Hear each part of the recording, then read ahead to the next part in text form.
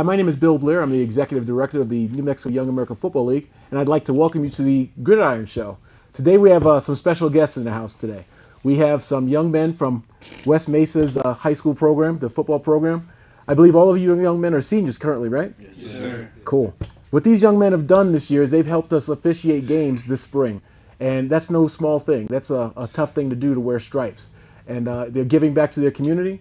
They're making a few dollars while they're still being around the game of football, which for me to you, I want to say thanks, because without you, things are tougher out there. And it's good for our kids to have young men like this giving back to the community.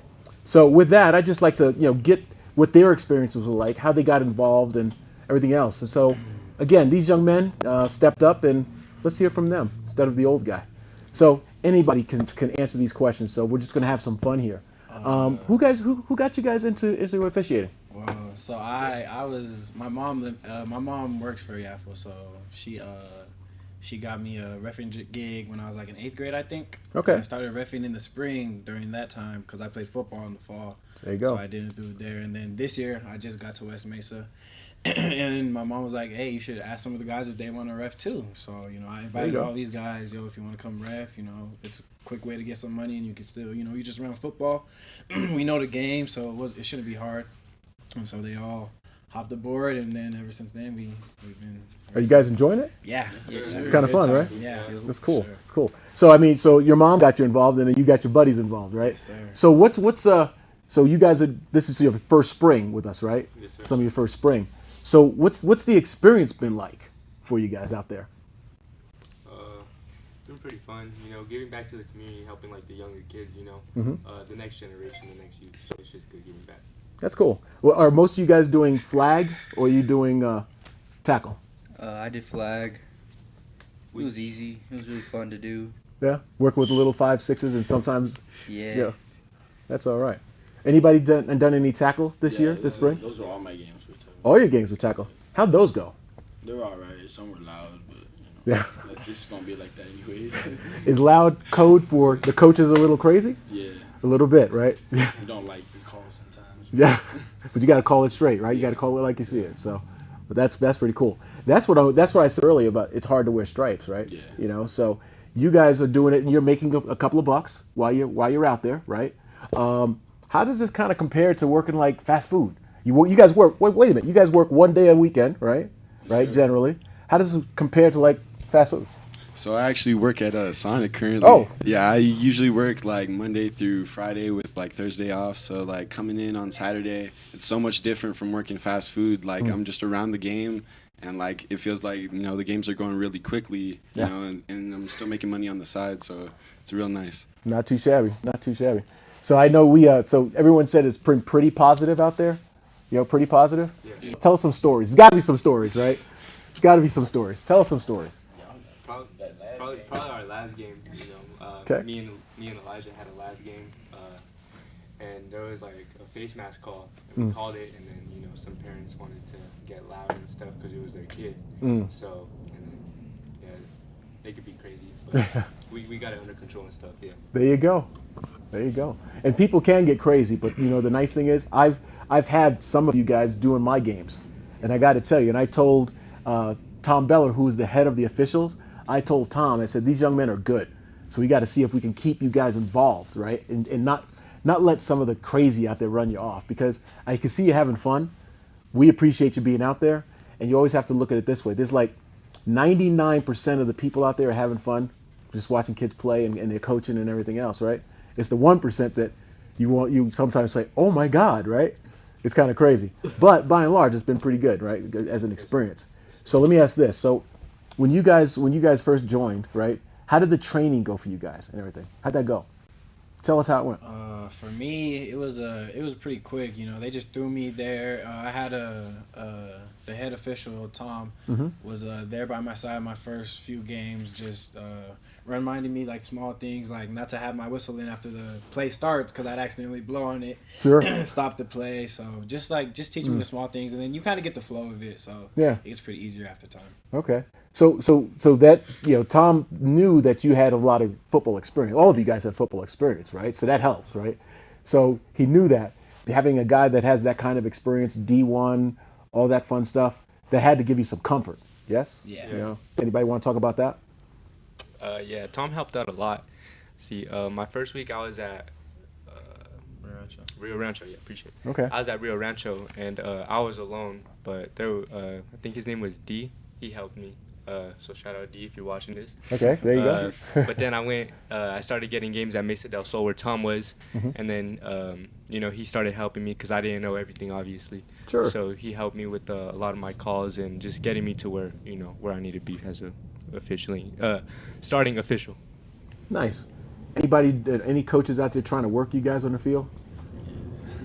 Just a few. Just a few times. That's funny. So Tavon, what's your favorite? Give me one of your favorite stories that happened out there for you.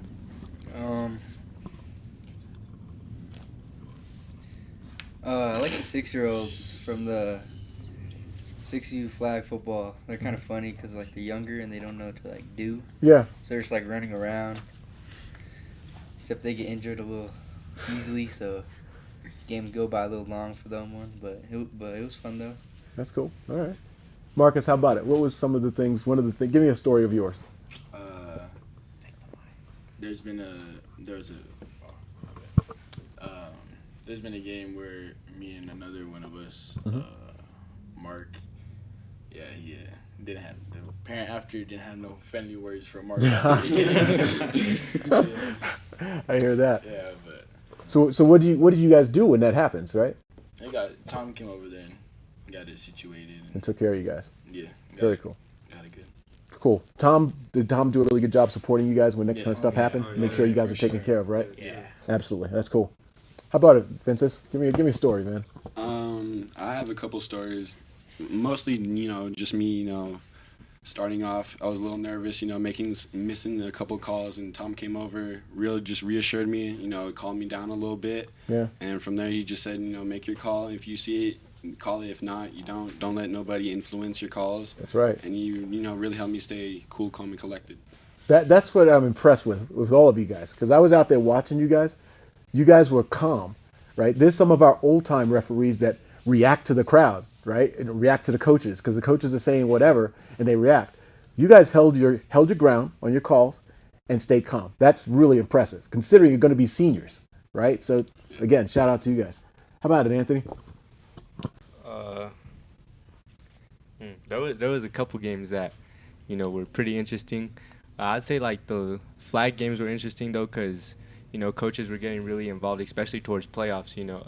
The last day, Sunday, coaches were wanting us to make calls, or they would one foot would be inbounds, one foot would be out of bounds, and they'd be in the end zone, so they would try getting me to call it and stuff. So just trying to get me to call some crazy calls. Yeah, that's kind of funny, boy. It's funny how grown men will try to work a 18-year-old. Yeah. But yeah. Elijah, this is your second season, right? No, third season. Third. You probably have some good stories, and maybe some stories you'd be like, yeah, I don't want to say that. But yeah, give me a story. Yeah, there's a story from this year. Like you said, reffing those little flag games, it's really fast paced, so they're really fun to ref. And the games are really competitive. Like we had one game where it was Broncos versus the Chargers, and it came to the last conversion, two-point conversion. Okay. And the kid caught it falling back. It was like crazy. It was pretty fun to watch. So that's just cool. Like seeing the little kids like grow up how we did, and experiencing like the love of the game and growing up playing the game. You know what I mean? That's cool. Yeah. That's very cool. How many guys? So I know you did, obviously. How many guys played YAFL? Wow. All of you. Yeah. Right? Yeah. We all three played together. Me, him, and him.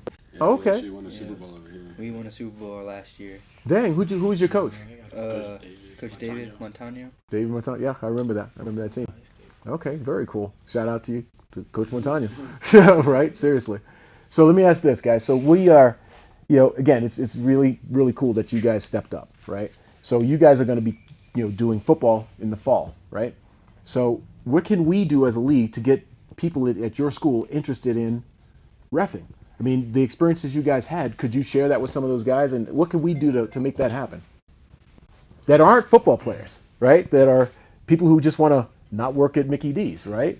Yeah. And they want to do something on a Saturday, still make a few bucks, right? But they have the wherewithal to want to learn the game from Tom and the other crew chiefs out there, but then want to still be out and around kids. What can we do? just explain to them like the opportunity, how they're giving back to the community is bigger than just like showing up. You're also giving Wow. back to the community that raised you, and you get a good, nice little paycheck for the week. And Right. if you know how to use it, you save it up, and it could flip it and stuff. So So what's that phrase you said? It's not just about showing up. yeah, I like that. Sure. That's the truth. appreciate it. That is the truth. All right. So you would explain it to them and tell them it's not just about showing up.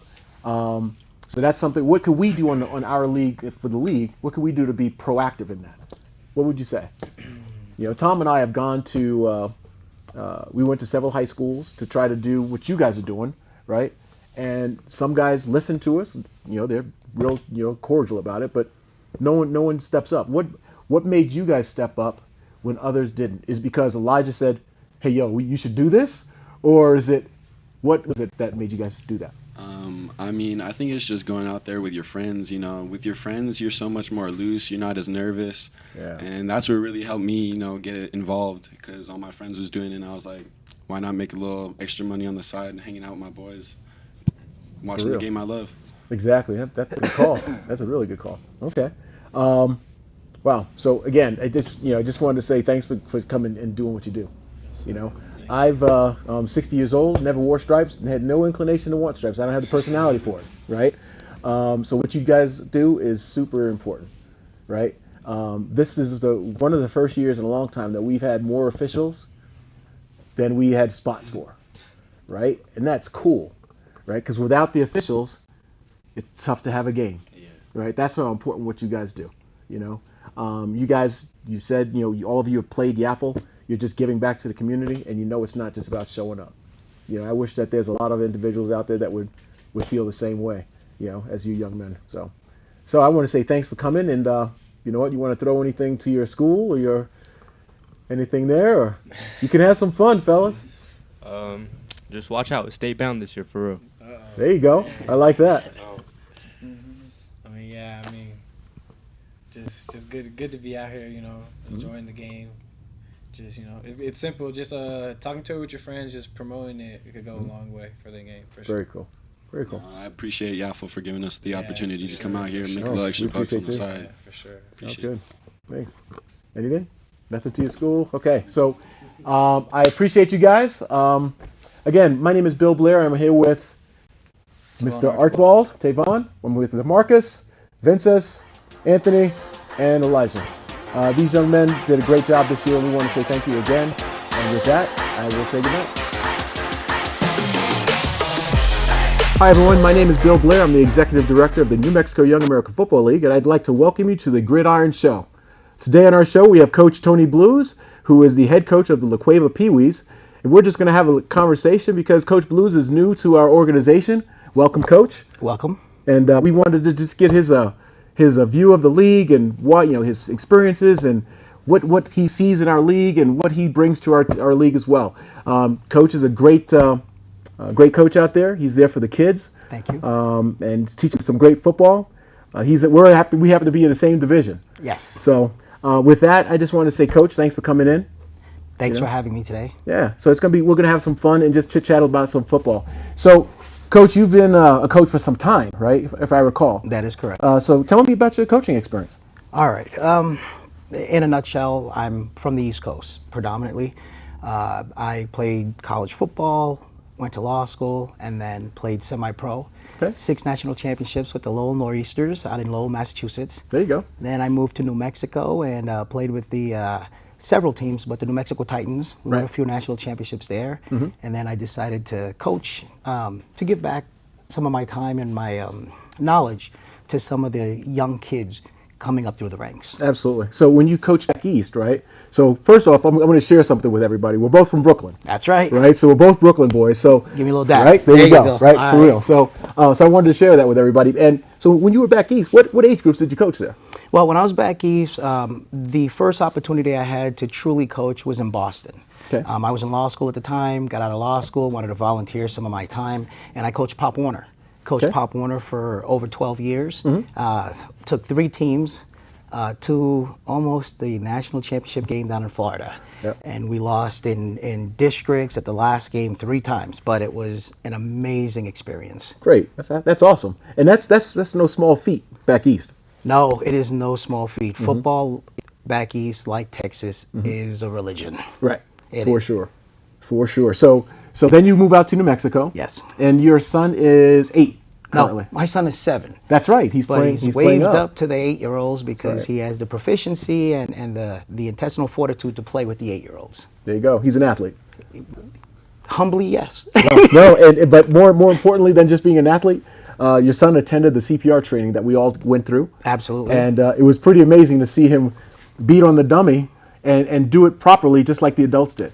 So Well, he's a He also pretty went special home kid. and tried it on his mom. Yeah. Just to make sure she knew, hey, I'm going to be CPR certified Yeah. when I'm older. First and foremost, he had a wonderful time.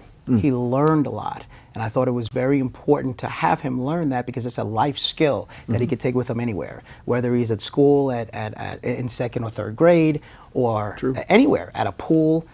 If a person goes down, he now knows what to do over and beyond calling for help. So I thought that was awesome. Yeah, it is awesome. I mean, it's rare. It's rare because he was focusing that day. So your son is a special young man, and he is playing. He's waved up. So you are a coach that has experience back east, and then you came to YAFL, Yes. right? Tell us about your YAFL experience. How is it going, and what do you think, and how can you improve, and all that kind of fun stuff. All right, from one brother to another. Sure. It's been tough. Yeah. My kids have never played. And so I had to teach foundational football. Sure. First and foremost, when I taught Pop Warner back east, it was with the 11 and 12-year-olds. Okay. So most of my kids were either in freshman in high school and didn't want to play high school, or were getting ready to go. So they had a foundation of football already. So here we had to start with a basis for football, teach what basic football is. Right. But I'm honored to have done it. It is it's a job. It's work. It's Sure. time consuming. But if you bring compassion, you bring focus, dedication, organization, all these things to what you do, you get what I got. This very last game, we had a playoff game, and the effort was there. And the reward to me was, boy, everything I told them, everything I showed them was there on that field Saw of it on the display. field. I watched some of that game. We Yeah. we wound up losing, but boy, it was some of the proudest moments of my life because, again, people would have a hard time understanding unless they've done it. Imagine teaching a kid what their left hand or their right hand is, but you're trying to teach them a complex offensive play. Right. You know? Exactly. But at the end of the day, I have 12 kids now that can execute complex offensive plays. Yeah. And they even know where their right and left hands are. Right. That's been a challenge this year. I found that to be a challenge for my team. Do you have the same kind of challenge? Yes, sir. I had to learn how to teach tying a shoe. Sure. Double knot, so Absolutely. it doesn't come off again. Right. They're just things that we take for granted as adults. Right. That you forget that you were there at one point. And me having played at some of the highest levels and having coached at a higher level than where I'm at 8U, it was a learning process on both our parts. Absolutely. And what I always like about coaching the little guys, right, is what they don't know, you didn't teach them. That's right. Right. So to me, it's really, really fulfilling. Like you said, at the end of the season to see where they started and where they ended up. Because I always say, that to me is the joy. Because we're teachers, right? That's Coaches right. are really teachers. That's right. We just teach a sport, right? But we're also teaching life lessons. I mean, I always say that I'm coaching not to develop football players. I'm coaching to develop good men. Can I interject? Absolutely, please. We're not just teachers, we're mentors. Absolutely, I agree. There are a few kids on my team that come from single family homes. Yes. And, mom is so, I'll give you an example if that's okay with you. Sure, absolutely. I got a call the other day, and it was a kid that was absolutely wanting to stay with us for fall. And so the mom called and said, hey, it is imperative that this kid stays with you. And I was like, oh, he's liking football that much? But that wasn't her reason. Right. Her reason was, Coach, for the first time, my son calls me or responds to me, yes, ma'am, and no, ma'am. Absolutely. And she said it was life-changing for her. Yes. Also, he has exhibited more discipline at home, which has bled into his schoolwork. So, it makes me proud because we're not just teachers of That's right. football. We are educators for what's to come next in life. I agree. So we're 100%. mentors. Yeah, the mentor part is extremely important, but also they know that there's another person that's part of their community. Well, Right? let's take it a little So further. that to me is big. And again, I'm nobody's father other than my son. But Sure. even when we're playing, I'm not even my son's father. I'm his coach. Right. No favoritism, no nothing. I teach Absolutely. them all the same and treat them the same. But I have another example. I've Sure. got a kid who, at the beginning of the season, was standoffish, very shy, meek, timid, and I was wondering if he was going to continue. I was a little concerned. I kid you not, by week 5, no one can help him unstrap his pads other than me. I've sent him to other coaches. Nope. So now he's following me around. It's pretty funny. Yeah. Even though I'm tough, I don't play around. Coach Yeah. don't play. They all say that, coach don't play. But kids like that though. I mean, if you're honest with the kids, Yep. and they know that you care, kids like that. They like those parameters. And I'll take it a step further. It's not just that you care, but it's the way you care. Absolutely, You know? 100%. And so it's a learning process for me as well, because I have always been a tough coach. But Sure. at the same time, you have to bring in a level of compassion and understanding that these are 8-year-olds. Right. Although the standing rule on my team is I don't treat anyone like they're 8-year-olds. I Right. treat them like they're 11 and 12-year-olds, because if you don't raise the bar for them, who will? You have to set expectations, 100%. Absolutely. And the thing is, if they learn it now with you, Yep. right, as they move up, right, they know what's expected. Absolutely. And it just gets better and better for everybody, right? And I'm seeing it. Yeah. And I'm hearing it. And when the parents are calling me, I don't realize how much I have affected them, because, the win-loss column does not look like I want it to look. Yeah. But I've already won because of the kids that I'm molding right now. Yeah, And I have to absolutely. step back and think about that. And that's what keeps it fun for me and why I love this organization. Well, I mean, we appreciate you being part of the organization for sure. And thank you. Because it takes good men and women to help guide our kids, right? Yes. It really does. Because without good coaches, the coaches are our ambassador to Right. the community, right? If our coaches are coaching for the reasons that we've been just kind of chit-chatting about, growing good human beings, not necessarily good football players. Yes, that's a byproduct, right? But good human beings, the league thrives, right? I'll give you an example of what we do on my team. And anyone should feel free to take an opportunity to do the same thing if they like it. At the end of every practice, we literally pick a kid. No one knows who's going to get picked. Right. And they stand up and they have to, they'll be questioned by me. It's not as bad as the Spanish Inquisition, but it's tough. All right. And the first question usually is, why do you enjoy playing football? The second question is, what do you want to do when you grow up? Yes. Third question Yes. leads into, what college would you like to go to? And you should see their eyes when they're like thinking like, what college? I'm 8. Yeah. But if you don't start thinking about it now That's and a you don't fact. start implementing the things to help you get to high school, through high school, to get to college, you'll never get there. Right. You're And- setting expectations for them early. And I set it So, high. well, that's And hey, they're meeting it. Kids will always rise to the level of expectation. I was shocked just how far they're willing to go to meet your expectation. Right. But if you don't set the bar, who will? That's a fact. You That's a know, fact. and we rely on teachers at school to do it all the Sure. time, but not all teachers are created equal, just like not all coaches are created equal. Right. But if not me, who, right? Right. So I do it in my backyard. Parents set the expectation, and they do that for sure. But you know what's interesting is that when coach says something, it does matter. It's kind of strange. That's why the title of coach Yes. is such a big deal. You know, it really is. When you have a title of coach, you're given respect, but you have to earn that respect with that child every time. You know, it's funny. My vocation is attorney. I'm an attorney. Sure. And so during the day, I'm in court. I deal with clients, and that has a level of respect. I can't tell you that the level of respect for me as a coach is terribly different for me as an attorney, and I love that. Yeah. But the reason being is I'm disciplined. And then this is the program. I say it's a Sure. we thing. Absolutely. We're disciplined. We're organized. We're punctual. And we demand. Right. And we demand high standards, and we teach, right? And so, boy, the parents, their expectations now start to rise, not just for the program, but for their kids. Sure. And I'm seeing it like you can't believe. I mean, kids that were walking in, joking around. There's no joking. Not that they can't have fun. There's a No, difference there's a between difference. having You have to fun be focused. and joking around. Boy, I tell you, the difference in my particular program that I've seen in 8 short weeks has been phenomenal. So Yeah. I'm looking forward to taking that and excelling into the fall. That's awesome. That is awesome. With regard to the league, how does it compare to back east? Because Pop Warner back east is, because I play Pop Warner back east. Right. Right. And but it's different here. Right? Yes. Our league is a little different. We have a structure where we have an overarching board Yep. that manages the league. All the kids have the opportunity to get the same equipment. Yep. Right. Which is different from other organizations. How do you find our organization in relationship to others that you've been part of? This is brother time, right? Absolutely. Yeah. This is chit chat. No, in reality, I will say this.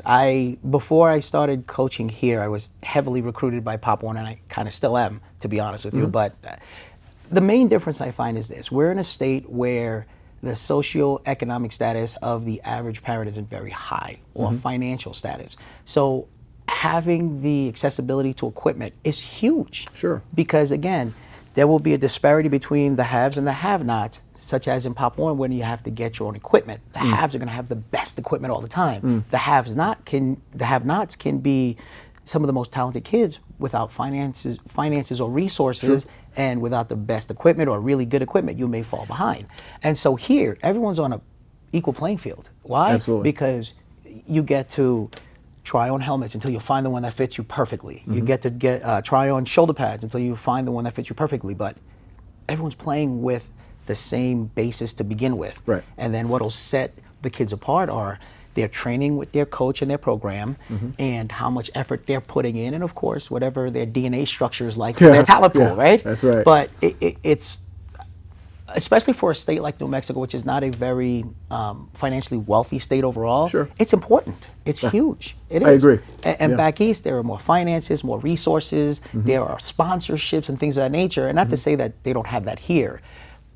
It's terribly different in terms of the resources. But I will say that in my limited experience so far with YAFL, I've really liked what I've seen. Otherwise, I wouldn't be here, and I wouldn't have signed up to continue. There you go. Because my goal is to stay with my kids all the way up through high school, because I'd like to see a bunch of scholar athletes, Yes. not just a bunch of good football players. Yeah, scholar athletes, and that's what it's truly all about, right? I think it, so. It truly is, and it's what's interesting is that some coaches do great checks. You know, some coaches do things of that nature.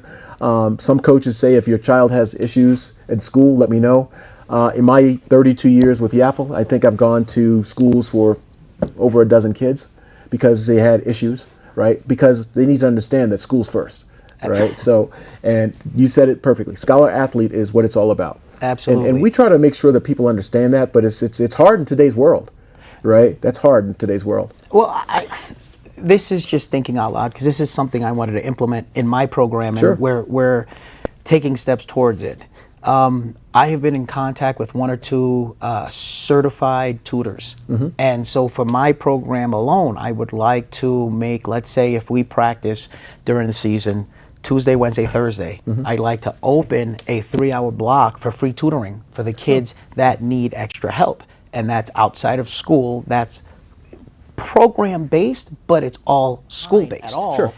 Hey, look, if they could learn complex offensive, defensive plays, there's no reason they can't learn math and science, correct? Absolutely, 100%. Yeah. Because the one thing I think we might all agree on is we don't want a bunch of Booby Miles. You know, Yeah. and yes, I'm talking fictional, movie character, but Sure. Booby Miles means Booby Miles. As a person, this kid, his whole identity was based on football and Right. his athletic prowess. Right. But what happened when that's taken away with one knee injury? Friday Night Lights, just for That's those right. who don't know, that's what that is. So Yep. yeah, When you have that degree on the wall, you can go anywhere. It opens any door. Yeah. And whether it's in sports or law or medicine or anything, Absolutely. So we push that and teach that, softly push it. But if you don't bring it up, then it's not in their mindset to even start thinking about. And is 8 too early? I don't think so. It's now, because you're building that foundational purpose for the child.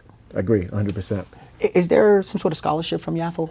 Yes, absolutely. Okay, so there is a scholastic type scholarship. Absolutely. Okay. So basically, the way that works is there's a scholastic scholarship, and there's also a needs-based as well. Awesome. Right? So the needs-based scholarship, basically, people come in and say, hey, I need some help with the registration. We talked about the socioeconomic situation in our state, and single parents, people need help sometimes because Right. they want the kids to participate. They understand the value of being part of a sport and camaraderie and discipline and all of that, but they want the kids to be part of it. They don't necessarily have the funds. So what we do is they have to come in with their taxes, and we see how we can help. Right. It is it's according to a grid, a qualifying grid, and we can see how we can help there. But back to the student athlete piece, we have student athlete program. If you are selected as a student athlete, you get next year's registration free. Wow, that's good. And if you're the varsity player and you win, since you're not going to be, meaning a 13-year-old going to high school, Right. And you're not going to be in the league next year, we give you a gift card for the same amount of the registration. So we definitely have something out there for folks. But again, it's one of those things that people know about it, but some people think it's, we should see some of the packages we get. It's pretty incredible. And some of them don't participate. I'd like it if we had to go through 2,000 applications, Right. packages. But we're working towards that. We're working towards With that, I just wanted to say, hey, this was great to have a chat, right? So we talk quite a bit. It's just good to, let the community see, a good coach that's new to the league. Thank you. That has experience, and how a good program is run, and the reasons why we coach, right? So again, I want to say thanks for coming down, and it's gonna be fun out there, right? Hey. So You could give me one of your talented athletes. there you go. I would turn Coach and back. Coach and I are in the same division, so it's gonna be interesting. So Hey, we're gonna have having fun, some man. You'll see the difference between spring football, hopefully, and where we at fall football when we meet up again for sure. Sounds good. I expect no less. So with that, Coach, thanks for coming down again. Thanks for having me. We're going to say this is the end of this episode, and we want to say thank you for watching the Gridiron Show. My name is Bill Blair. This is Coach Tony Bleus, and we want to say good night. Oh, don't forget to give a shout out to my law firm, Bleus and Associates. You need any help? Give us a call. I'm sorry. There you go. Help There's me. the plug. So now what that means